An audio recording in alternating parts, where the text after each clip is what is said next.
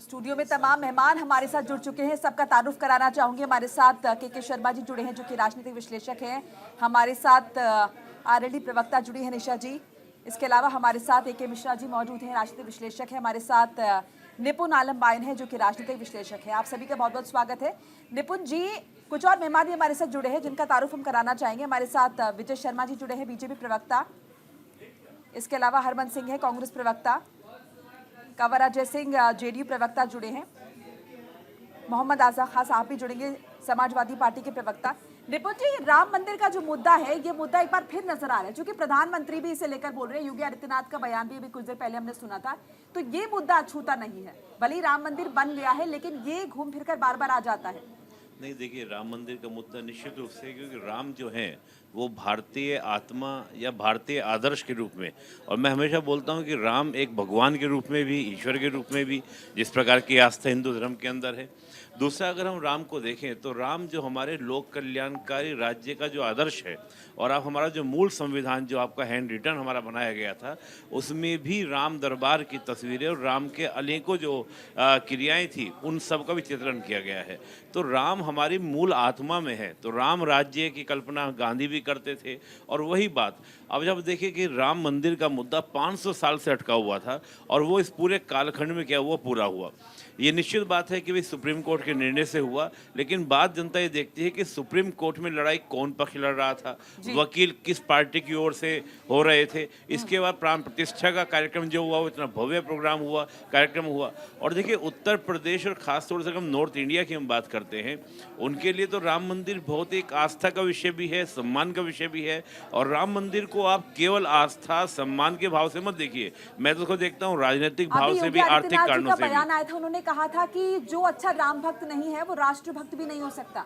हाँ, मैं वही बात मैं कह रहा हूँ, राम को केवल आप ईश्वर के रूप में नहीं, राम को आप एक आदर्श के रूप में भी देख सकते हैं कि एक राजा जिसने अपने सभी प्रजा के कल्याण के लिए, अपने परिवार के लिए तमाम तरह की क्रियाएं की। तो तभी तो मैं कह रहा हूँ कि खुद गांधी जी राम राज्य की कल्पना किया करते थे कि हमारा लोकतंत्र राम राज्य जैसा हो। के जी, आपसे जवाब लेना चाहूंगी। देखिए, राम मंदिर और राम राज और राष्ट्रवाद, ये एक बहुत बड़ा मुद्दा बन चुका है, जिसे बीजेपी लगातार लोगों के सामने रख रही है, और कहीं ना कहीं अब लोगों का माइंडसेट भी इसी आधार पर हो गया है। लेकिन क्या राम राज देश के विकास के लिए, लोगों के उत्थान के लिए और हर एक वर्ग के विकास के लिए काम करेगा? क्या राम मंदिर बन जाने से देश का विकास होगा? क्या राम मंदिर बन जाने से लोगों का विकास होगा? वो जो गरीब बेचारे इंतजार करते हैं कि शायद उनका भला हो जाए, उनके लिए सरकार कुछ करे। ठीक है, योजनाएं तमाम चलाई जाती है, लेकिन क्या उन योजनाओं का लाभ हर एक गरीब इंसान को मिल पाता है? देखिए, पहली बात है कि पहले तो मैं ये बता दूं कि मैं भी हिंदू हूं और मैं भी राम की पूजा करता हूं, लेकिन राम को मैं कभी भी अपने फायदे के लिए यूज नहीं करता हूं। राम और राम राज दोनों एक ही शब्द है, लेकिन राम को कैसे यूज किया जाता है, ये प्रधानमंत्री मोदी और योगी जी के अलावा उनके साथ ही सारे पार्टियों को पता चल चुका है। कि आपने क्रिकेट में देखा होगा, मोदी जी बहुत अच्छे कैप्टन भी है, बहुत अच्छे बैट्समैन भी है, लेकिन जब जब बॉलिंग में आपने देखा होगा यर्कर, बाउंसर और गुगली कब फेंका जाता है? हाँ। उस समय फेंका जाता है जब सामने वाला अच्छा बैटिंग कर रहा हो और विकेट नहीं मिल रहा हो। तो जब जब मोदी जी को लगता है कि ऐसा चीज है, तो वो यर्कर जो है वो राम के नाम पे, बाउंसर जो है वो पाकिस्तान के नाम, इस्लाम के नाम पे, और जब जब उनको लगता है कि जो है यॉर्कर फेंकना है, तो वो हमेशा आ जाते हैं हिंदू मुसलमान के नाम पे। ये वो बॉलिंग है, लेकिन विपक्ष समझ चुका है, विपक्ष समझ चुका है कि इनकी जो ये यॉर्कर काम नहीं आएगा।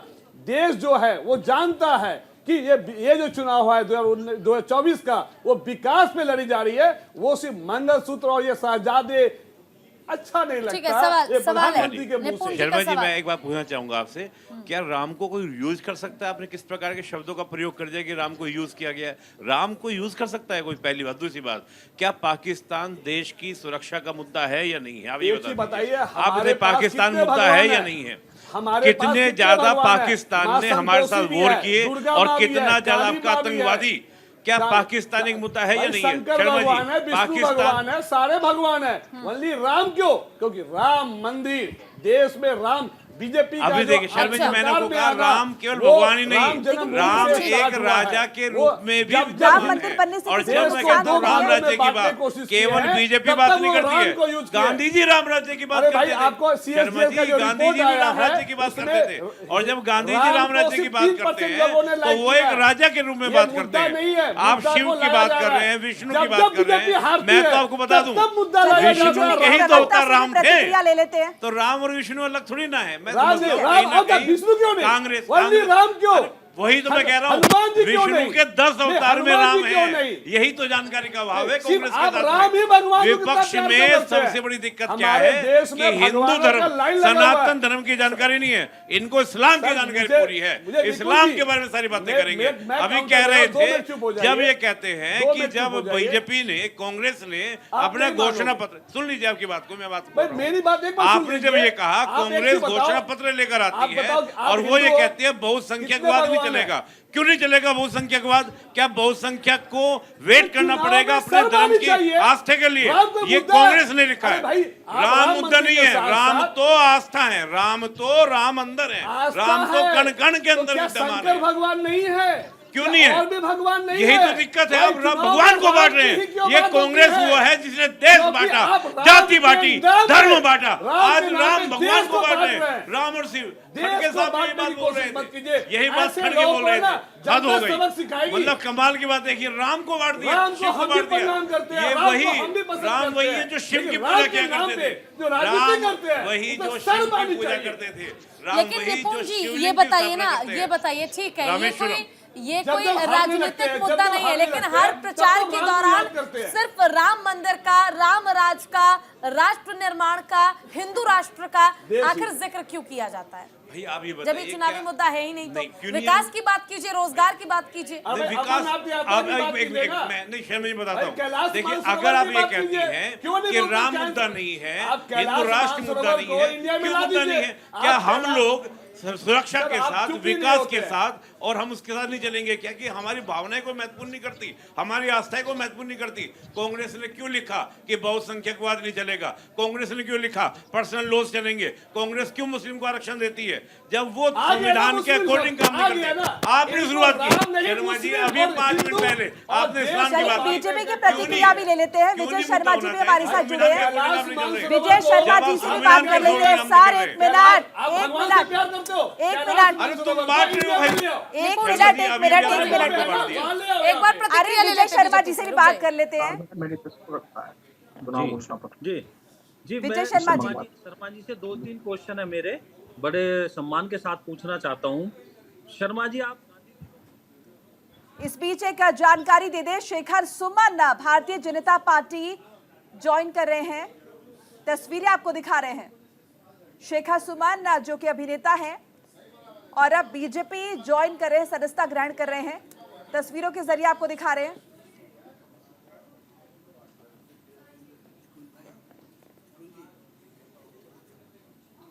शेखर सुमन जो कि टीवी पे भी टीवी के कलाकार रहे हैं और फिल्मों में भी काम किया है। भारतीय जनता पार्टी के नेता विनोद तावड़े सदस्यता उन्हें ग्रहण कराते हुए तस्वीरें आपको दिखा रहे हैं। शेखर सुमन भारतीय जनता पार्टी का हिस्सा हैं, तो अब कलाकार के बाद राजनीतिक पारी शेखर सुमन खेलते हुए दिखाई देंगे और ये तस्वीरें आपको दिखा रहे हैं।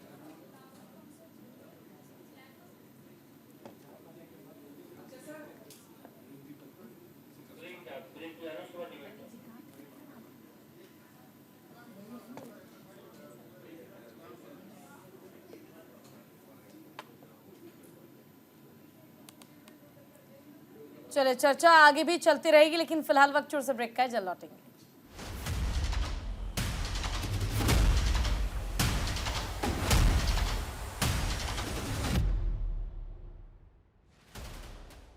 और ब्रेक के बाद एक बार फिर से स्वागत है आप सभी का। बड़ी खबर आपको बता दें, दिल्ली शराब घोटाला मामले में सुनवाई रुक चुकी है। अरविंद केजरीवाल की याचिका पर सुनवाई। केजरीवाल चुने हुए मुख्यमंत्री हैं, प्रचार करने में कोई दिक्कत नहीं है। केजरीवाल ने जांच में नहीं किया सहयोग, ईडी की ओर से यह कहा गया है, लेकिन सुप्रीम कोर्ट ने कहा है कि दिल्ली के सीएम अरविंद केजरीवाल हैं और दिल्ली की जनता ने उन्हें चुना है और वो प्रचार भी बिल्कुल कर सकते हैं, इसमें कोई दो राय नहीं है। साथ ही साथ अभी फिलहाल कोर्ट ने जवाब मांगा था ईडी से कि 100 करोड़ के घोटाले का आरोप आखिर 1100 करोड़ का कैसे हो गया। यानी कुल मिलाकर अरविंद केजरीवाल को बड़ी राहत मिल सकती है और ईडी की मुश्किलें यहां पर बढ़ती, क्योंकि ईडी की तरफ से जो जवाब पेश किया गया उससे सुप्रीम कोर्ट संतुष्ट नहीं है। सुप्रीम कोर्ट ने साफ कहा कि दिल्ली के सीएम अरविंद केजरीवाल को दिल्ली की जनता ने चुना है और उन्हें पूरा अधिकार है कि मुख्यमंत्री के तौर पर वो प्रचार प्रसार कर सकते हैं और उन्हें यह अधिकार मिलेगा।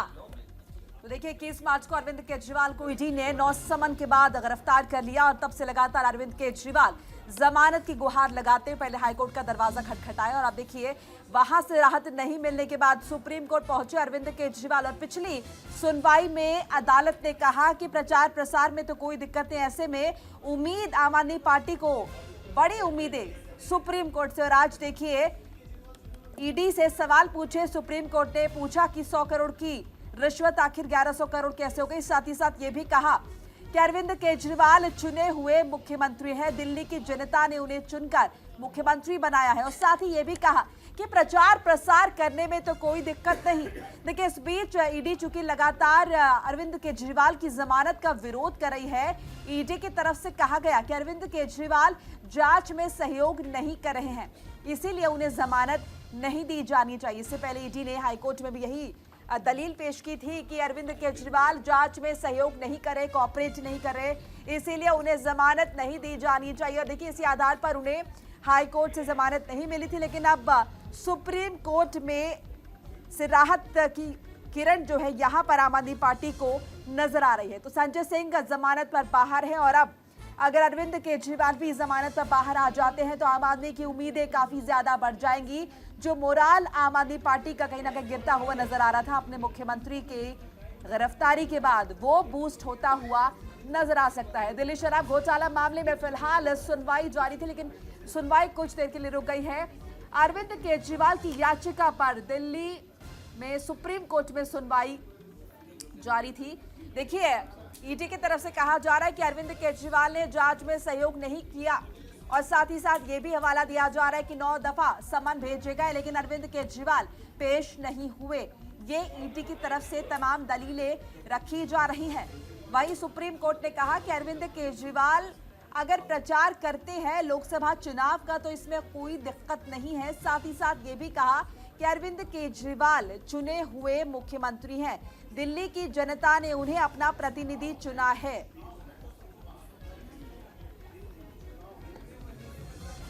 तो फिलहाल सुनवाई रुकी हुई है, हालांकि देखना होगा कि क्या जो अरविंद केजरीवाल को ये बड़ी राहत मिलती है, क्योंकि लगातार देखिए भारतीय जनता पार्टी भी सड़कों पर उतरी अरविंद केजरीवाल की गिरफ्तारी को सही ठहराते हुए, और ये दबाव अरविंद केजरीवाल पर लगातार बीजेपी ने बनाया कि अपने पद से इस्तीफा उन्हें देना चाहिए नैतिकता के आधार पर। और इसे लेकर जो है याचिकाएं भी दायर की गई थी अदालत में, हालांकि इन याचिकाओं को खारिज कर दिया गया। अदालत ने कहा कि ये उनके इंटरफेरेंस का मैटर नहीं है, अगर अरविंद केजरीवाल इस्तीफा देना चाहते हैं तो नैतिकता के आधार पर वो इस्तीफा दे सकते हैं, लेकिन अदालत इसमें हस्तक्षेप नहीं करेगा।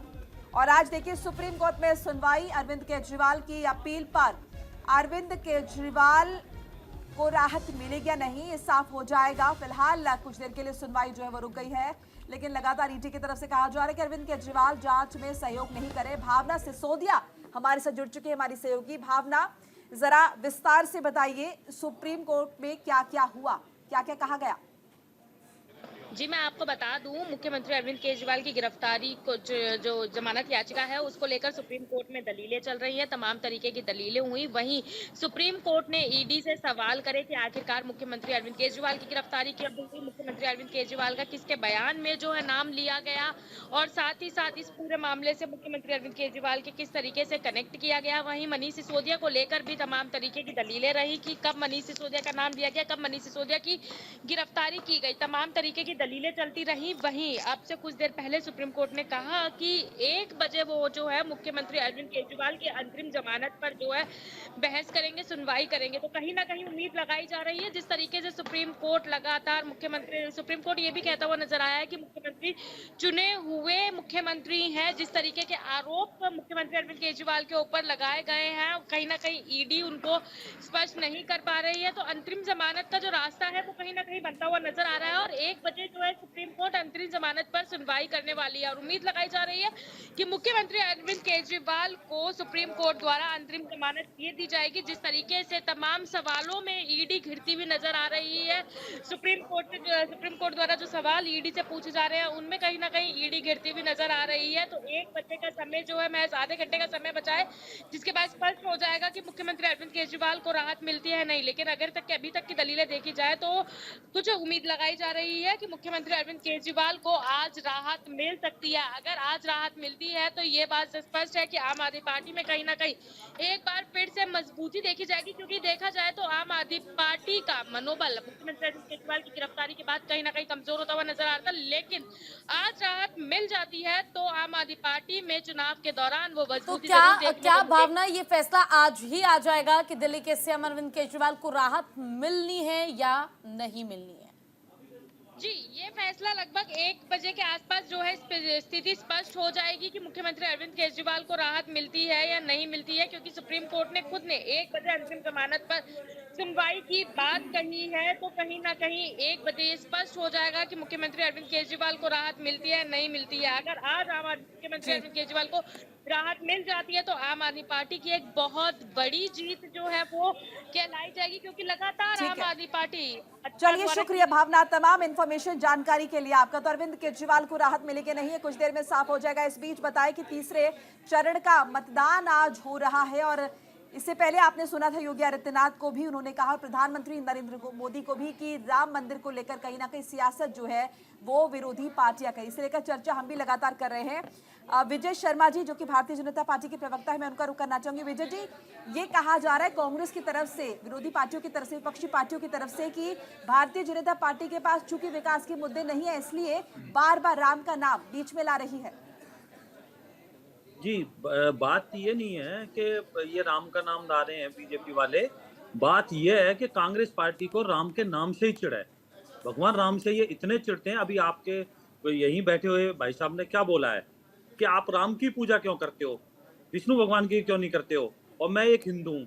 तो आप हिंदू हो तो हिंदू होने के नाते मैं एक क्वेश्चन पूछता हूँ, भगवान राम कौन है, किसके अवतार? भगवान राम चुनाव में ही क्यों करते हैं? मैंने ये बोला। ऐसे ना इंटरप्ट नहीं करते, ऐसे बीच में नहीं, ठीक, अच्छा नहीं लगता। आप अपनी टर्न पे बोलिएगा। मेरी बातों तो आपने बोला भगवान विष्णु की, आप काउंटर कर लीजिएगा, बोलने दीजिए। विजय जी बोलिए। जी जी जी, तो इन्होंने ये बात बोली तो इनको ये नहीं पता है कि भगवान विष्णु के ही अवतार है। भगवान राम भी, भगवान श्री कृष्ण भी, भगवान परशुराम भी। तो वो 14 कला से अवतार है। तो आप इस तरह की अनर्गल बात मत करो। तो ये वो हैं, गांधी जी को मानते हैं लेकिन गांधी जी के आदर्शों को नहीं मानते। गांधी जी हमेशा हे राम, जब उनके प्राण निकले थे तो उन्होंने हे राम बोला था। उनकी समाधि के ऊपर लिखा हुआ हे राम, वहां हे विष्णु क्यों नहीं लिखा हुआ? तो आप ये बताइए, अभी आप देखो जाके केदारनाथ का कितने बार दर्शन किए हैं हमारे यशस्वी प्रधानमंत्री जी ने। 2019 में इलेक्शन के दौरान हमारे प्रधानमंत्री जी वहां गए थे। महाकाल का देखिए आप, और बनारस में आप देखिए। तो केदारनाथ, बद्रीनाथ में भी हमारी आस्था, हमारे जितने आराध्य हैं सब में है। आपके अंदर इतना पेशेंस नहीं है क्या? चुनाव में ही क्यों यूज करते हैं? आप सालों भर पूजा करते हैं हर भगवान को, और चुनाव में सिर्फ राम की पूजा करते हैं। इनके बीच में कोई बोला था क्या? आप विजय शर्मा अगर आपके पास कोई आधार है तो बोलिएगा। बीच में बोला ये अच्छी बात नहीं होती। क्या होता है बोलने आप आपने खूब बोलना जितना आपने बोलना है। तो मैं ये कहता हूँ, भगवान राम हमारे आराध्य हैं, हमारा सपना है और हम उसको साकार कर रहे हैं। राम राज्य, राम राज्य हर भारतवासी का सपना होता है कि देश में राम राज आए, देश सशक्त बने। हमारी सांस्कृतिक जो विरासत है, आक्रांताओं ने किस तरह से उनको तोड़ा था, तहस नहस किया था, अब हम उनको एक देश की पहचान बना रहे हैं। उसके अंदर इनको मिर्ची लगती है। जैसे भगवान राम का नाम आता है, कोई भी हरमन किसी जी आस्था हमारे केंद्र साथ का जुड़ नाम रहे आता है। हैं। हरमन जी तो आप- कांग्रेस प्रवक्ता है। 30 सेकंड बोलना चाहूंगा। हम कहते जी, हैं जी। राम राज की आप बात करते हैं और आप हॉर्स ट्रेडिंग करते हैं, आप एमएलए खरीद लेते हैं, किडनैपिंग कर लेते हैं, सत्ता किसी तरह से बेईमानी से पा लेते हैं, क्या वो राम राज अच्छा। है? सिर्फ राम राज चलो, बोलने से मैं राम बताता राज हूँ। नहीं भाई, आएगा। कहने से नहीं हो जाता। राम के आदर्शों को आपका मैं आप बताता अपने हूँ, दिल में आपके समाओ। हेमंत सोरेन आप इस किस तरह से केस में बंद सत्ता हुए को थे? पाने के लिए आपके जिस तरह जो, से आप केजरीवाल को जेल हेमंत भेजे सोरेन जो है, हैं, ईडी चुनाव ने में किस प्रचार केस में कर अरेस्ट चुके किए? हैं। उनके दोनों पिताजी सीएम शिबू चुनाव में सोरेन प्रचार कर ठीक है, चुके किस ठीक है केस जी। में बंद हुए थे? हरमन जी का रुख कर लेते हैं। हरमन जी। आपके पास तो सारे परिवारवादी ठीक है सर, ठीक है। राम तभी परिवार आएगा और भ्रष्टाचार पर अब इन्होंने मुद्दा बदल दिया। आपके पास जवाब नहीं है, इसलिए आपने मुद्दा बदल दिया। अब आप भगवान राम पे आइए ना। भगवान हरमन राम जी पे आप किसके विजय अवतार जी हैं? की बात रखने के सहमत है। भगवान विष्णु ठीक के अवतार है, हैं। ठीक है के शर्मा जी, सोने ठीक के है, अवतार हैं। ठीक के है, जी बाकी कोई बोलने दे आप जवाब दीजिए। दीजिए ठीक ना। है के जी, मेरी बात का जवाब दीजिए। ठीक मेरी है, बात का जवाब दीजिए। भगवान ठीक है। राम हरमन जी के आप अवतार हैं। बताइए कितने सहमत है आप विजय जी की बात से?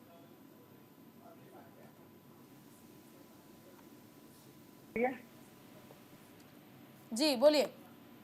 जी, हर चुनाव में भारतीय जनता पार्टी जो अहम मुद्दे हैं, जिस पिछले बार इन्होंने अपने मैनिफेस्टो में और अपनी मोदी जी जो गारंटी कहते हैं उसमें इन्होंने कहा था कि हम हर साल 2 करोड़ रोजगार देंगे, हर व्यक्ति के अकाउंट में 15-15 लाख रुपए आएंगे, महंगाई को हम कम करेंगे, देश में खुशहाली, अमनो अमान, तरक्की लाएंगे।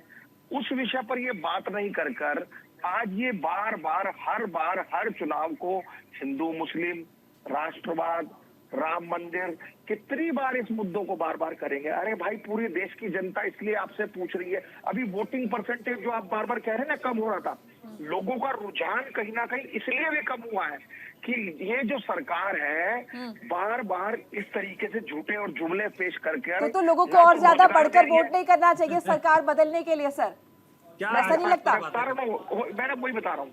देखिए, विपक्ष भी तो कमजोर जितना है, विपक्ष भी पिछले तो अच्छा नहीं है। दो विपक्ष अच्छा होता तो ये परसेंटेज जितना नहीं 2 बढ़ती। फेज के चुनाव न का सत्ता हमारे पास पक्ष और न ट्रांसपेरेंट विपक्ष, एनालिसिस है। दोनों ही ऐसी है, भारतीय दोनों ही जनता अपने देश को, पार्टी के जिन जनता बूथों को पर- गुमराह करते जिन हैं, बूथों पर दोनों ही देश को, ज्यादा जनता करी को जो थी, है बेवकूफ इस बनाते बार हैं। वहां पर लोगों ने उदासीनता दिखाकर भारतीय जनता पार्टी का वोटर निकला ही नहीं, और जितना वोट परसेंटेज निकला है वो सब इनके खिलाफ निकला। और आने वाले 4 जून को आप देखिएगा कि भारतीय जनता पार्टी का क्या हश्र होने वाला है, क्योंकि जो असलियत में मुद्दे हैं, जिसका देश से सरोकार है, आज देश का युवा पूछ रहा है कि कहाँ है हमारे रोजगार। अरे भाई साहब, आज देश की महिलाएं कैसे पूछ आप रही हैं सत्ता कि से महंगाई उखाड़िएगा? 3 गुना हो गई सत्ता है। से उखाड़ने आज के डॉलर लिए के दाम सिर्फ जो है, बकवास करने से वो नहीं 80 होता। रुपए से ऊपर हो सत्ता गए। में यदि आपको तो आज आना इस है पर- तो इस अच्छे पर मुद्दे भारतीय को जनता आप पार्टी क्यों नहीं उठाओगे, बात करती है? अच्छे मुद्दे को।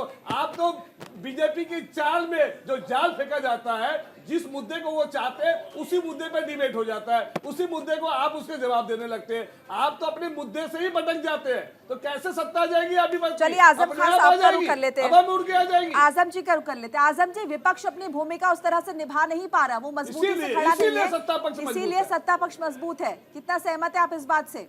ये सत्ता पक्ष और सत्ता पक्ष के समर्थकों को लगता है कि विपक्ष अपना काम नहीं कर रहा है। विपक्ष पूरी तरह से अपना काम कर रहा है। आखिर बताइए, महंगाई के मुद्दे पे कहाँ विपक्ष बात नहीं कर रहा है? सिलेंडर अगर 450 का 1100 रुपया हो गया तो कब विपक्ष ने नहीं बताया?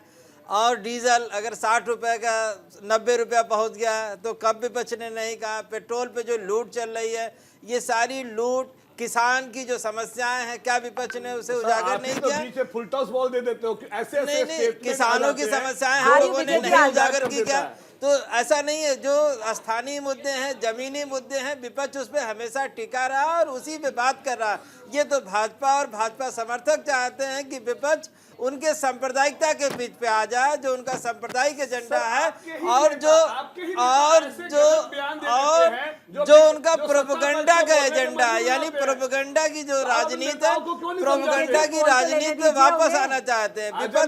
विपक्ष बिल्कुल नहीं चाहता है कि वो क्यों नहीं समझाते या एक कोई ट्रेनिंग क्यों नहीं देते? जब चुनाव हो तो 10 आदमी ही बोलेगा, बाकी लोग उलझुल फालतू का कुल भाषण मिलाकर नहीं देगा। विपक्ष की विपक्ष कमजोरी आप जो इसे है बता रहे हैं। बिल्कुल ठीक है। प्रोपेगेंडा और सांप्रदायिकता के एजेंडे पे नहीं जाना चाहता है। ठीक है। भाजपा समर्थक लोग और भाजपा चाहती है कि विपक्ष इस पे आ जाए। ए के मिश्रा जी, देखिए लगातार हर एक सनातनी ने इंतजार किया। कहा जाता है जब राम मंदिर बनकर तैयार हुआ, आपने पूरे भारत में देखा होगा कि किस तरह खुशी की लहर लोगों के बीच थी। कहा गया कि 500 साल का इंतजार आखिरकार खत्म हुआ और अब जो वो इंतजार खत्म हो गया है तो खुशी होनी चाहिए लोगों के बीच, लेकिन अब सिर्फ इसे एक चुनावी एजेंडा बना दिया गया है, चाहे उसमें पक्ष जिम्मेदार हो चाहे वो विपक्ष ही जिम्मेदार क्यों ना हो। नहीं, हम पक्ष और विपक्ष भी नहीं बोलेंगे। हाँ। कुछ ऐसे लोग रहे हैं जिनको राम या राम मंदिर या राम का नाम कभी नहीं सुहाता था, इस देश में हमेशा से रहे हैं। और वो क्यों नहीं सुहाता था उसके पीछे कारण है। उनको पता है कि अगर राम का नाम की भी अगर लहर चल गई, फिर से वो राम नाम प्रस्फुटित हो गया, जागृत हो गया देश की जनता के बीच, तो उनका शासन एकदम जो है निराधार हो जाएगा, ध्वस्त हो जाएगा देश से। वही हुआ। कुछ लोग ये आरोप लगाते हैं कि भाई बीजेपी ने राम मंदिर हमारे लिए चुनावी मुद्दा नहीं था, वो हमारे लिए एक कार्मिक डेप्ट था, कार्मिक ऋण था, और 125 करोड़ 150 करोड़ भारतीयों के लिए था, इंक्लूडिंग हिंदू मुसलमान सबके लिए, कि वो चीज होना चाहिए, उस चीज का उद्धार पुनर्स्थापना होनी चाहिए। वो हो गया। अब रही बात, जैसे शर्मा जी बोल रहे थे, अभी बीच में आप मत बोलिएगा, आपका सवाल का जवाब दे दूं। भाई राम मंदिर या राम का नाम क्यों आप लेते हो? भाई राम का नाम चुनाव में क्यों लेते हो? केवल अभी चुनाव तो शुरू हुआ 10 दिन 20 दिन से ना, तो ऐसा नहीं है। पिछले 5 सालों से 10 सालों से देखिए, मोदी जी हर मंच से जय श्री राम राम राम, हर आदमी राम राम बोल रहा है, दिन में 10 बार। मैं भी मिलने जुलने वालों से, तो अब ऐसा थोड़ी है कि हम केवल चुनाव में ले रहे हैं, 1 महीने लेंगे उसके बाद राम नाम। किसी संसद में सारे लोग उद्घोष कर रहे हैं जय श्री राम बोलते हैं, जय श्री राम नहीं बोलते। अब आप सुन लीजिए। हाँ ठीक है, हरे कृष्णा। अरे सुनिए ना, ये बोलते हैं। अरे सुन लीजिए, मैं इसका भी जय श्री राम, सीताराम, जय सीताराम, श्री राम, इन सब में फर्क समझ लीजिए। मैं आपको बताता हूं, पानी, नीर, वारी, जल, ये सब एक ही चीज के वो हैं, लेकिन माइक्रो लेवल पे डिफरेंस आप समझते हैं? अगर नहीं समझते हैं, एक उदाहरण देता हूं। आपने कभी किसी कविता में नहीं सुना होगा कि उसके नयन से, उसके आंख से जल बहने लगा। हाँ, हमेशा नीर का प्रयोग, जब भावना से रिलेटेड आंख में आंसू आते हैं तो नीर, नयनन बहत नीर, ये आपने सुना होगा। जय श्री राम का महत्व क्या है? श्री सीताराम का महत्व क्या है? जय सिया राम का महत्व क्या है? राम राम का महत्व क्या है? आप राम को किस रूप में चाहते हैं? अगर आप गृहस्थ हैं तो वहाँ सीताराम का प्रयोग करिए ना। एक नहीं, 1000 सवाल।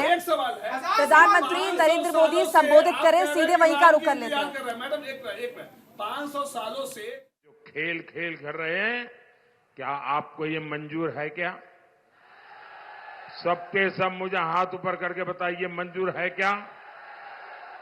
आप इसको मंजूरी दे सकते हैं क्या? ये आपके हकों को लूटना चाहते हैं। ऐसे लोगों का जमानत जब्त होना चाहिए कि नहीं होना चाहिए? इनको हमेशा राजनीतिक जीवन से दूर करना चाहिए कि नहीं करना चाहिए?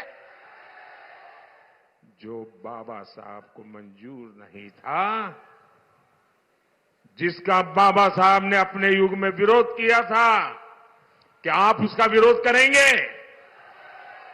इस बार ये कांग्रेस और उनके सब साथियों को चुन करके राजनीति में साफ कर देना, ये बाबा साहब आंबेडकर को बड़ी श्रद्धांजलि होगी, क्योंकि उन्होंने बाबा साहब आंबेडकर की पीठ में छुरा भोंका है। इन्होंने भारत के संविधान की पीठ पे छुरा भोंका है। मोदी ने इस चुनाव में कांग्रेस के सारे वादों इरादों की पोल खोल दी है।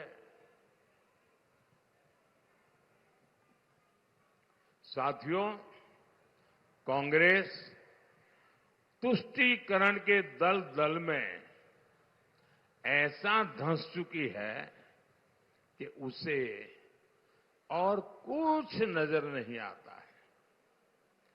कांग्रेस की चली तो कांग्रेस कहेगी कि भारत में जीने का पहला हक भी उसके वोट बैंक को है। अपने घोषणा पत्र में कांग्रेस ने लिखा है, कांग्रेस सरकारी टेंडर में भी अल्पसंख्यकों को हिस्सेदारी सुनिश्चित करेंगे। यानी कांग्रेस ठेकेदारी में भी धर्म के आधार पर कोटा देगी। कांग्रेस का इरादा खेलों में भी अल्पसंख्यकों को प्राथमिकता का है। यानी क्रिकेट टीम में कौन रहेगा कौन नहीं रहेगा, ये कांग्रेस अब धर्म के आधार पर तय करेगी। मैं आज कांग्रेस से पूछता हूं, अगर ऐसा करना ही था तो 1947 में 1947 में जब देश आजाद हुआ तो कांग्रेस ने देशवार भारत माता का 3 टुकड़े क्यों कर दिए, भारत मां की भुजाएं क्यों काट दी, देश का बंटवारा क्यों किया। 47 में ही पूरा देश आप पाकिस्तान बना देते, उसी समय भारत का नामो निशान मिटा देते। मैं आज 2 टूक कह रहा हूं और ये कांग्रेस वाले और उनके सारे चट्टे बट्टे जरा कान खोल के सुन लो। और मैं बराबर पूरी ताकत से कह रहा हूं, कांग्रेस वाले और उनके सारे इंडिया अलायंस वाले कान खोल करके सुन लो, जब तक मोदी जिंदा है